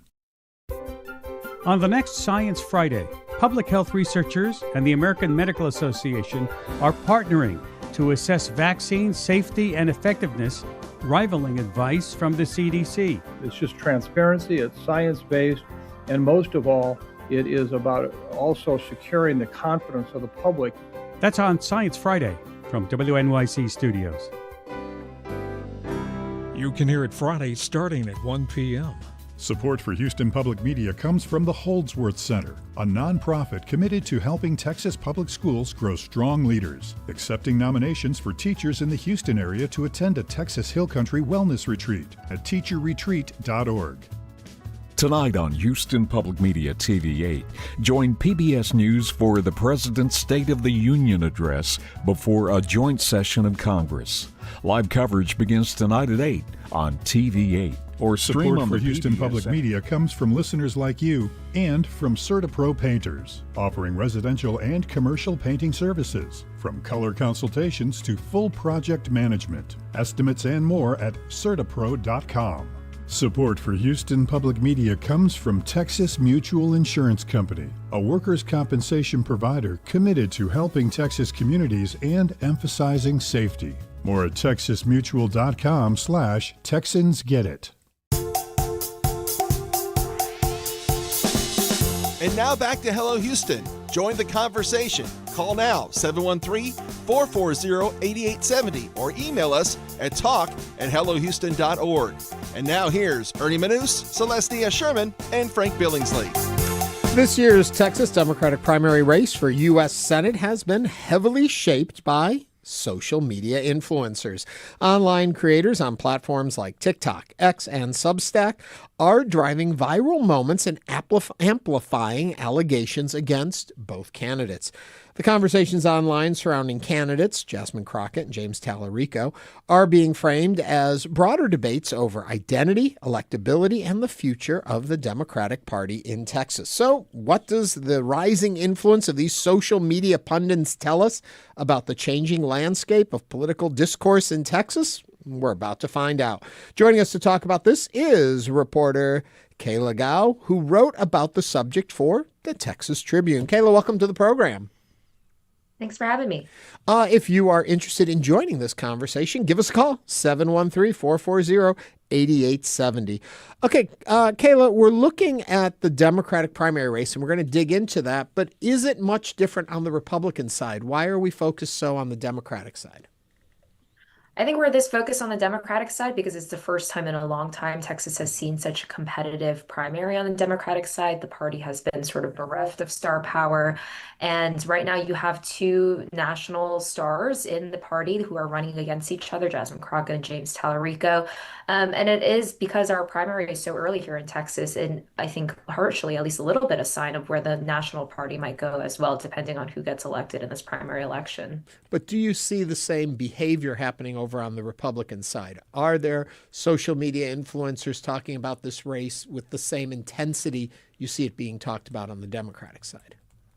Certainly, I think there are online voices that are chiming in and talking about the Republican race, but I think what's unique about the Democratic side is because we haven't seen this sort of competition before, I think a lot of Democrats and Democratic-leaning voices online are really invested in it and are talking about it a lot, and it's all being amplified and getting a lot more attention on it than we have ever seen before because of this newly level of competition here. So what kind of social media influence are we talking about? Are these memes? Are they actual clips? Are they parts of the Tallarico or the Crockett campaign and being talked about? What exactly are we seeing?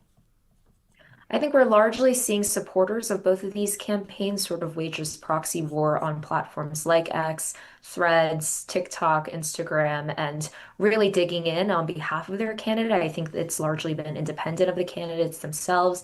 James Tallarico, for instance, has been very clear he wants to run a positive race, but his supporters are being loud about what they think it'll take to win in Texas as a Democrat. And I think these two camps have sort of just been going head to head for a long time. We did see an accusation against James Tallarico get amplified through TikTok, and we saw former Congressman Colin Allred, who was the 2024 Senate Democratic nominee, amplify it. But it's been happening all over these platforms, and it's just sort of been this proxy war between the supporters of these campaigns. And, Kayla, it's interesting that you mentioned that, and that was essentially my thought when I first was thinking about this. There is a lot of risk also, and because the lines essentially can be blurred between entertainment and public accountability. And so when we're looking at these races, do you think that, it puts them in a good position, or do you think it puts them in a more risky position? I think that is certainly a calculation these campaigns are learning they have to manage. Political influencers don't operate by the same ethical constraints or guidelines or standards for accuracy and fairness that journalists do, for example, which is, I think, traditionally how campaigns might have seen getting their message out as part of the equation. But these political influencers are here and they have massive audiences, and they can be an opportunity for candidates to get their message out to people who might not be tuned into politics otherwise. I think a lot of young people especially get their news on platforms like TikTok, and so this is another way for people to reach their potential voters, and it'll be about managing that kind of risk and working with people that they believe are reputable. Do you have any metrics on it? For example, this Tallarico video got 100,000 views or 100,000 likes, or Jasmine Crockett had a meme up that got 100,000 likes. Do we know those metrics? I think we know that both Jasmine Crockett and James Tallarico have enormous social media presences, I think among the top Democratic politicians in the country. And I think any content around them tends to get, hundreds of thousands of views, especially if they are sort of explosive claims like the one that Colin Allred made or supported when a TikToker made that allegation against Tallarico. I think, for example, like we saw when James Tallarico went on the Stephen Colbert show, and that interview wasn't broadcast on the air but was put on their YouTube channel. It got, I think, like 10 million views in the first few days or something like that, at least just on the YouTube page, and I'm sure millions more throughout social media. So the numbers can really rack up very quickly here. And it got $2.5 million in donations after that, too. So the influence isn't just about swaying opinion, it's about raising money. That's right. I think social media is certainly a place that both candidates have been leveraging to reach people and, up their small dollar donations from people who are tuning in from Texas, but also all over the country.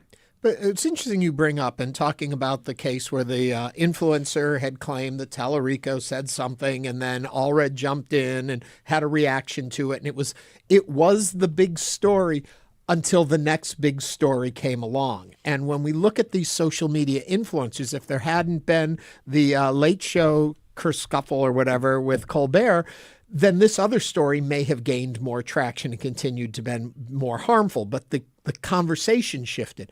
With all of these people contributing at this level, is there so much clutter that at first we think all of these things are going to be harsh and bad, but do they benefit from so many people talking about so many different things that attention is so distracted in so many different ways? I mean, I think that is a big question, is how much of this conversation that's happening online, how much is it actually bleeding out beyond the social media bubble to real life voters who are maybe just tuning in now in the second week of early voting? I think that is a real question and something that, we'll only see the result of, I think, after Election Day and how things shake out. But I think, again, like another thing that's so notable about these two candidates, that they are so adept at controlling attention usually, and they are really good at using social media to point people to the stories that they want attention to, and that has been a big part of both of their rise. There's a New Yorker article that just came out, a profile on James Tallarico, and in it they quote somebody in the campaign, might have even been Tallarico himself, saying that first and foremost is social media. That's where they're going first before they worry about the established media, traditional media. Their audience is social media first off. Does that sound right to what your story tells us, and seeing the same over in the Crockett campaign? I think it's absolutely right, especially for James Tallarico's campaign. Again, this is how he sort of rose to political prominence to begin with. He is, right now, by definition, just one member of the state house, which is a 150-person body. I think most people probably don't even know who their state lawmakers are, but they know who James Tallarico is. And that has come from years of leveraging social media and getting a lot of eyeballs on his videos and his tweets and his content and getting a lot of attention in that way. And so it makes perfect sense that his campaign is continuing in that tradition. He is, again, just someone who's very good at capturing social media attention in the same way that Jasmine Crockett is. And I think people know her from her viral moments that she's created in Congress, and she's very good at these very quick clapbacks, I think is how she refers to them. And people love that. People watch that. Yeah, Obama was the first to really use social media, and it really boosted his campaign, obviously. So a good learning tool. But, looking at social media, Kayla, I guess the question also on the flip side of that, we're looking at how these candidates are using social media for their benefit with certain risk. I have to ask then, are influencers acting as journalists? Are they acting as advocates for these candidates? Are they acting as entertainers when they are working for candidates or with or interviewing them? Yeah, I think I think we've seen for sure these political content creators are not journalists. They have their own agendas. And I think a lot of these are people who are just generally engaged in Texas politics and care about it and have a certain audience that they speak to. And I think a lot of these influencers started by wanting to bring more political content and inform and educate their audience and their viewers about what was happening in this race. But I think as the race goes along, these are also voters themselves, and they have decided, I want to support this person, or I want to support that person, and their content naturally starts to follow that as well. And again, because of how uniquely competitive this primary has been, I think we've seen that all, ratcheted up to the nines. Do you think we as consumers of this are foolish if we think that they are simply being captured in these moments that then go viral? Because you used the word earlier, created viral moments. How much is calculated? How much is Jasmine Crockett, from what you see, planning to say a certain something knowing the legs it will have on social media, and how much is just, quote unquote, capturing these folks in the wild doing their job as they do it? I mean, these are both fairly young candidates. I think they're almost digital natives, if not they are digital natives. And so I think this idea of how will this be clipped and played on social media is certainly top of mind for both of these candidates. And I would imagine for most politicians these days, I don't think a politician goes out, does a speech and expects, anyone to sit down and watch the entirety of it. They're thinking about how this is going to be clipped and portrayed and played. And I think certainly these are, again, these are two people who are very adept at playing for social media and tailoring their message so that it can resonate and travel on social media. It's remarkably smart. If you look at television ads, and television makes a lot of money on political ads, it's 30 seconds. You got to say it really quick and hope people watch it, and then you have to pay a fortune to put it on TV. This is all free. That you say what you want, you pretend to be here or there, whatever, whether it's fake or real, and you get that meme or that clip, and you get free social media advertising for people to see it as many times as they want. It's kind of remarkable. We did get a text from Jen in Clear Lake, said, have you seen anything to suggest online trolls trying to create divisions? I think division has been a result of the online conversation, and whether or not it was anyone's intent to create this division. I think certainly there are online trolls throughout politics, of course, that are trying to sow division. In this particular race, I think what we've seen is this primary become really negative and ugly and, have this big fight. I think in large part because there are these two camps online who are very much in their respective candidates' corner, and they are sort of waging this fight online, and that has made everything feel very negative. I think people have been negatively polarized online into their camp. So certainly that has been the outcome, if not the intent, going into Election Day. Do you think that interaction and engagement online will actually prove to have success rates when we look at the polls?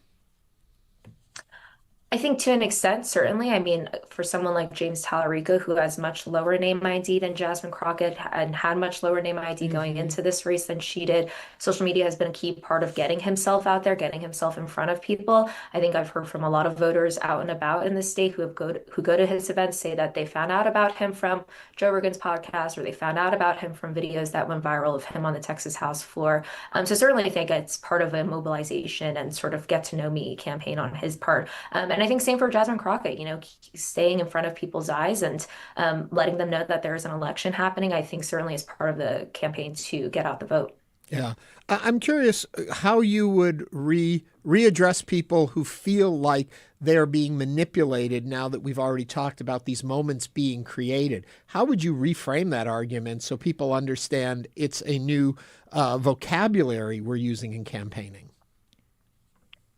I think this is just the reality of social media. It is an attention economy nowadays, and people, their attention is being used for clicks and being used for ads, and that's how the algorithm works. The algorithm tries to leverage your attention and keep your attention on certain things for as long as possible. And I think that is just something that we are all navigating as we move through this new digital world, and certainly politics is a part of that as well. You just said keep your attention on as long as possible. Is the game to keep your attention as long as possible on a message, or to flood the market so often, so regularly with lots of different messages that at least the candidate stays top of mind? Which way do you think they're leaning more?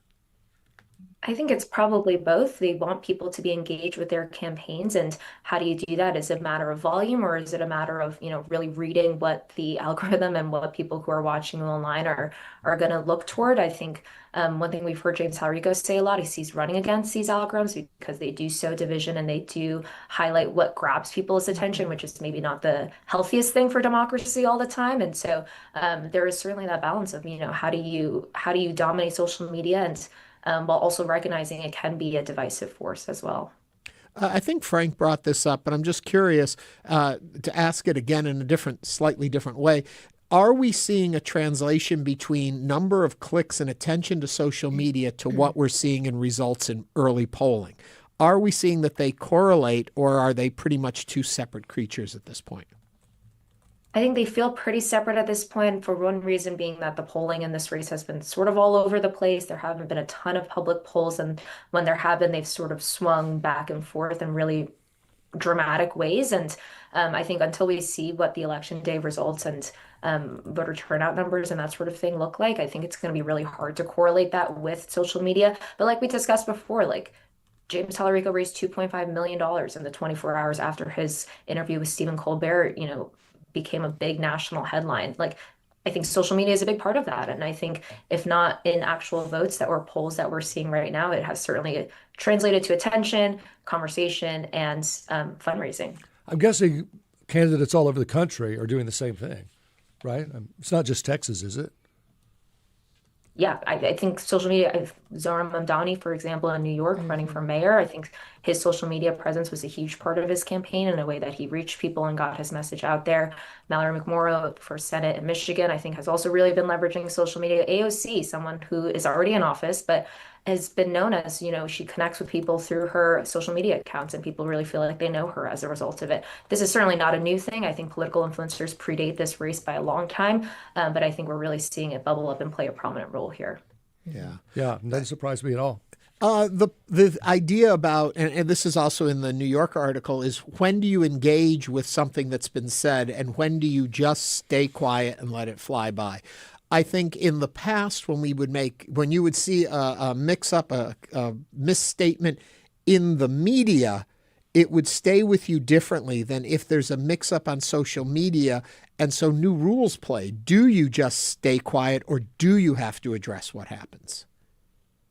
I think that is also a tricky balance to navigate. And sort of the question underlying that is, how real is what is happening on social media? How much is it really translating into the real world? And I think that is something that it's hard to pin your finger down on. I think for the sort of call and all read James Talarico dust-up, the reason it became a national headline was not just because a TikToker had accused James Talarico of saying this thing, but because the former congressman and Senate nominee seized on the video and seized on the accusation and made his response to it. And that I think is what made it newsworthy, at least for us at the Texas Tribune. Right. But yeah, I think the question is, like, how real is this and how much do you want to address it? And are you, if you address it, are you making it real? Wow, campaigning is going to be different 10 years from now, isn't it, if this is what we're facing now? That's right. Kayla Gao is a reporter for the Texas Tribune. Kayla, thank you for joining us today on Hello Houston. Thank you so much for having me. Thanks. Coming up, we're going to talk to the new president of the Rothko Chapel. Stay with us as Hello Houston continues.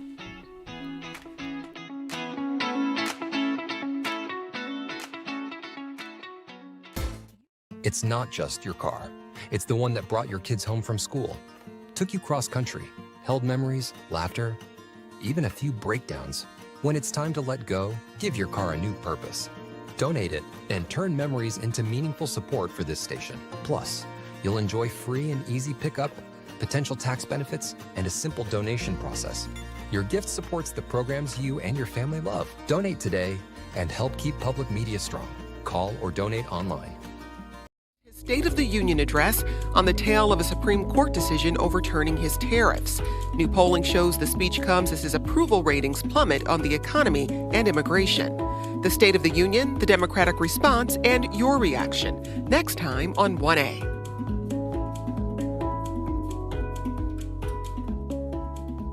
You can listen to 1A. It's coming up today at 2 p.m. This week on This American Life. Edward Dando was a man in 19th century England who would walk into oyster restaurants. And he would order dozens of oysters at a time, like 200, 300 oysters at a time.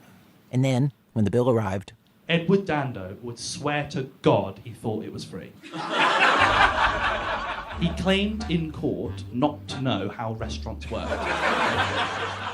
That's this week. This is American Life tomorrow night at 9. Houston Public Media, in partnership with Texas Southern University, brings to you The Vibe. R&B, hip-hop, and neo-soul. Music that resonates with all ages. The Vibe on 88.7 HD3 and on the Houston Public Media app. Support for Houston Public Media comes from Metro. Introducing the Ride Metro Fare Card. The Ride Metro fare system replaces the Metro Q Fare Card for bus and rail fares. Details at ridemetro.org/fare system. And now back to Hello Houston. To share your thoughts on any of today's topics, call 713-440-8870 or email us at talk@hellohouston.org. Now here's Ernie Manouse, Celeste Díaz Schurman, and Frank Billingsley. Houston's Rothko Chapel is a non-denominational place of worship that serves as a spiritual space, a forum for world leaders and activists, as well as a place for both solitude and gathering. Since last September, Abdullah Antepli, a leading voice in interfaith dialogue, who's dedicated his career to building bridges across religious, cultural, and ideological divides, has served as the president of the Rothko Chapel, a role that he was appointed to following a nationwide search. He joins us now to tell us more about his work in this leadership role and what's next for the Rothko Chapel. Abdullah, welcome to Hello Houston. Thank you. Glad to be here. So, I know it's right there by the DeMille. I've been there several times, but I didn't realize it was a space that needed an entire leadership. But it does, and it's you. So tell us, what is your role in all of this? First of all, unfortunately, you are not alone, and that's what I'm hoping to change. Not enough number of people know what Rothko Chapel is, what its mission was and has been, and what is its current aspirations about the future as well. In summary, this is a convening space, a platform built by two French Catholics who commissioned a Jewish American artist and now led by a Muslim Turkish imam. Yeah, so very international. Very international. And the that world, sounds very Houston to isn't me. it? Yeah. Exactly. In the words of Steven Kleinberg, who was the founder of the Kinder Institute at Rice University, if you want to see what this diversity in the United States will look like in 20, 30 years, you should pay attention to what Houston is now. Yeah. And in so many ways, this appointment and these intersections that I have been putting out there is a representative, I hope, it's the future of the United States. It's the future of our diverse, pluralistic society that we are living in. We talk about the search to find the leadership, and you were chosen. What do you think it is about you that makes you the right fit for this right now? I think the chapel leadership, after a very successful soul search and strategic plan, they realized if the world needs Rothko chapels, that magical energy in convening people of different backgrounds, different religions, different ideologies, and sometimes even competing or people who have significant disagreements, they realized the moment is now. They were being responsible, they were taking the call, they were answering the social, political polarization and division that has risen in our country. If people are not shocked, if people are not alarmed, that means they are not paying attention to it, because our political, ideological, identity divisions are in one of the highest levels in our society in the last couple of decades. So they wanted to go back to the original aspiration of the DeMille and Mark Rothko. This has never been seen as an art museum. It was never meant to be an art place. It's not a gallery. It was utilizing art's incredible potential impact on bringing social change, in slowing people down, inviting to a contemplative space where people of different backgrounds could explore their commonalities. They could, without erasing their differences, without flattening their moral commitments, they could try to achieve overarching sort of goals for the good of the society. And over the years, I think the chapel emphasized a little bit more on art, but not as much on spirituality and social justice as much as they could. So in this aspiration, seeing the moment, seeing that there is greater demand to our mission, they were looking for a leader who have a track record of bridging the divide, bringing people together in very difficult conditions, facilitating engagement over radical disagreements, and that has been my life since age 4. I was just going to ask, though, Abdullah, as you talk about, bridging these type of conversations? Right. How do you have cross-cultural, cross-religious dialogue and conversations and still keep and maintain respect? How does that happen? There is $1 million question. Let me answer it first in an indirect way. How not to do that is to create these civil discourse conversations, dialogues, and engagement in a way, either in perception or in reality, invitation to leave our differences on the side or check out of our differences. There is an understandably natural tendency, in order to get along, let's just start with what brings us together, what we share in common. Let's not discuss what divides us in the first place.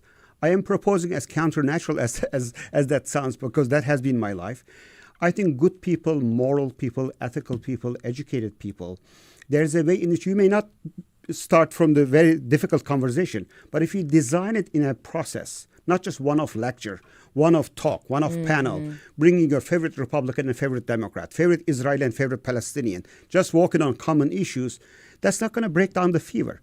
Can you commit yourself to a long-term investment in exploring these differences? Where is that coming from?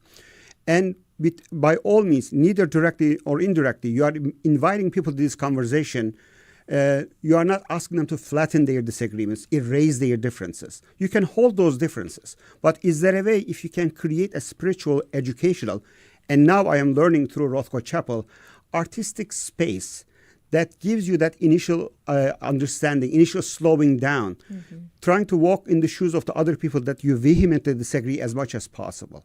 If you look at, if I may answer your question in another practical term, strategic term, if you look at the wisdom traditions of Judaism, Christianity, Islam, Greek philosophies, or if you look at the foundational elements of European Renaissance and Enlightenment, there was a remarkable effort to study and try to understand. You don't have to agree, you don't have to like, but there was an incredibly well-established school of thought, ethical, moral commitment. Before I disagree with you, before I oppose your ideas, I have a moral responsibility to study your ideas, engage with your ideas. If I am studying this type of economics, I have a moral obligation to also study other side of economics. The rabbis, imams, theologians of Christian tradition, they didn't only study ideas and ideologies that they agree. They always studied ideologies, opinions, schools of thoughts that they vehemently disagree as well. We have to cultivate that appetite for difference. Even if and when you disagree, those ideas that you're opposing has something to teach you, or a constructive way of engaging those ideas that you oppose, at least minimally requires taking a test of those ideas that you are opposing and scoring C plus B minus as a college professor, if I can say that.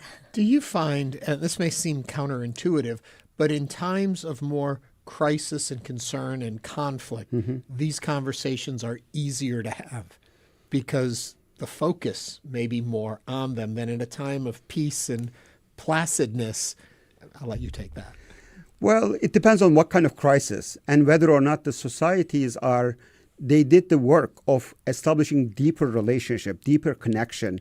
When the crisis hit, and prior to this you have no relationship, if your diversity has not produced any pluralism, the history shows over and over again, just because certain communities live together side by side, if there are no facilitated educational, spiritual, ethical, moral engagement, trying to make sense of those differences, as your ancestors and my ancestors are the evidence of it. Greeks and Turks, Greeks just for and those Turks, trying to keep they've been living score. side by side together, and there are no two nations who are culturally, culinary, music-wise, almost identical, very similar. But look at the way they went through the divorce, very bitter. So their diversity between Turks and Armenians, Turks and Greeks, or look at Bosnians and Serbs, look at German society before the Second World War.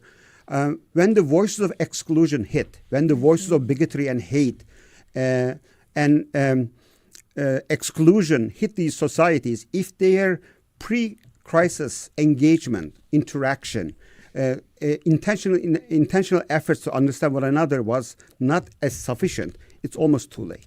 How many visitors come through the Rothko every year? We still haven't gotten back to our pre-COVID numbers yet. Before COVID, it was about 100,000, around 100,000. Wow. Right now, about 65 to 70,000. But it's a remarkably comforting, but also puzzling reality that overwhelming majority of our visitors are still outsiders, out-of-towners, and not enough number of people in Houston knows what a remarkable, iconic place that is, and what kind of opportunities it presents for them. It's very nice. I went to a memorial service there once, so I assume that it's available for event space. Yes, it is. Yes, it is. We try not to interrupt its flow for that quiet, tranquil, peaceful flow of traffic for people from 10 a.m. to 6 p.m. to come and just contemplate. But try to do events either before 10 a.m. or after 6 p.m. But we've been doing public programming as much as possible. And we are open from Tuesday through Sunday, 6 days a week. And we do those kind of weddings and memorial services as much as possible beyond those hours. Very good. It's a beautiful place. And so I don't want to say meditative as in though it's so passive, but to be in the space is enlightening. Just the paintings. I used to live on the Manil campus. So to go to Rothko was always a wonderful moment to breathe, basically. And since I took the job, I have been receiving remarkable, incredibly touching and moving testimonies of people whose life have changed, transformed, especially during very difficult and dark moments that they were going through. They happened to be on the campus, they walked in, and that contemplative meditative space, you're absolutely right. It's just not feeling good about yourself. If that meditation and contemplative energy done successful, it always leads into moral action. It always leads to healing action. It sort of moves you into a different direction. What a special place. Abdullah Antepli is the president of the Rothko Chapel. Abdullah, thank you so much for joining us today on Hello Thank you Houston. for being here. I'm inviting all Houstonians to come to Rothko Chapel and charge their emotional, spiritual batteries. And that brings us to the end of our show. We have run out of time. We want to thank you for watching and listening to Hello Houston. We'll be back tomorrow with more conversations. And we'll also be talking with retired broadcast meteorologist Alan Seals about the decision to rescind the EPA's 2009 endangerment finding. This is News 88.7. Have a great day. Thanks for listening to Hello Houston. Join us every Monday through Friday from 11 a.m. to 1 p.m. to talk all things Houston. The Hello Houston production team includes Garrett Bowman, William Menjivar, Jen Altai, Todd Holslander, and Jim Kovacic. For the latest in local news, subscribe to the Hello Houston daily newsletter at houstonpublicmedia.org.